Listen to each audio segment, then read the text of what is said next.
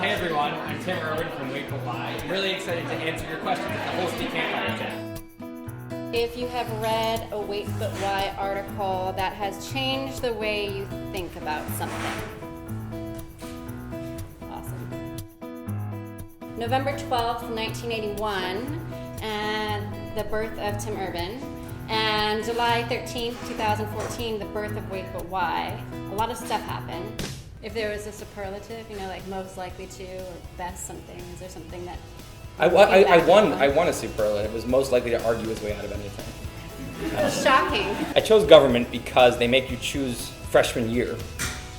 I had no idea what I liked or what I wanted to do, and government was one of those things that you did if you didn't know what you wanted to do, because it allowed you to take classes in philosophy and economics and history and poli-sci, and I was like, good, that's enough that something in there will be good.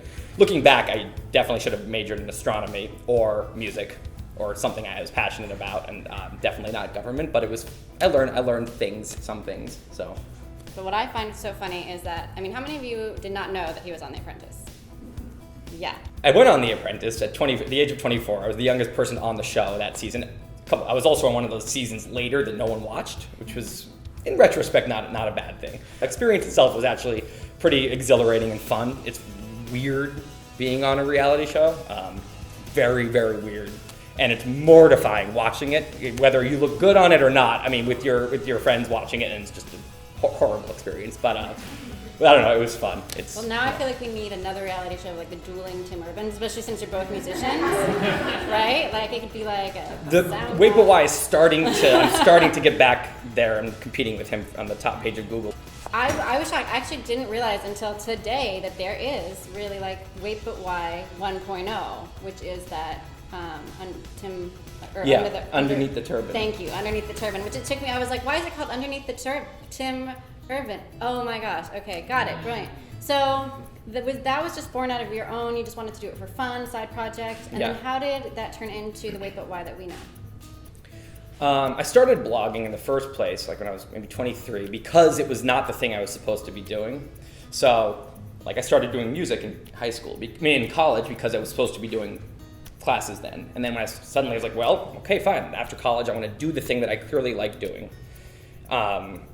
It's music, obviously. I'm doing it in all my spare time, so I started doing music. As soon as that was the thing I was supposed to be doing, he doesn't want to do it anymore. I'm actually writing a post about this exact thing right now. So he suddenly loses his interest in music as soon as it's the thing I'm supposed to do. So then I was like, well, I'm doing this tutoring thing on the side. Maybe I'll start a company, since apparently he's obsessed with that now. So then I started a company, and as soon as that's what I'm supposed to be doing, he doesn't like that anymore.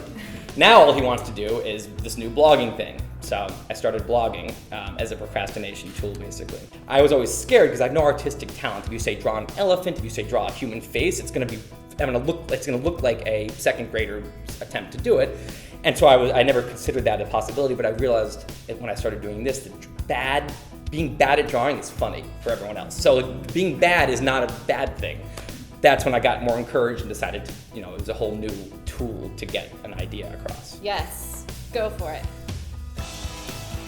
This is great, thank you, Monica. Even though you hate the question, life is short, so. Yeah, I would say, this goes back to what I said before. So you want to be doing something that you're thinking about in the shower, and something that you want to scream from the hilltops, this is my thing, and I'm very happy with that, and I'm proud of that, and I'm fine to be known for that. And I've spent many, many years not feeling that, and you're not being your full self that way, and you're not present in your life that way.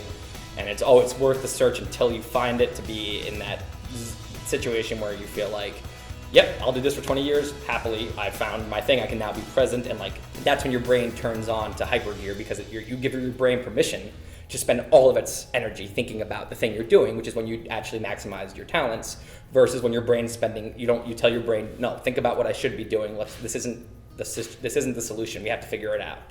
So you want your brain thinking about the thing you're doing, not solving your life problem there. So. Awesome.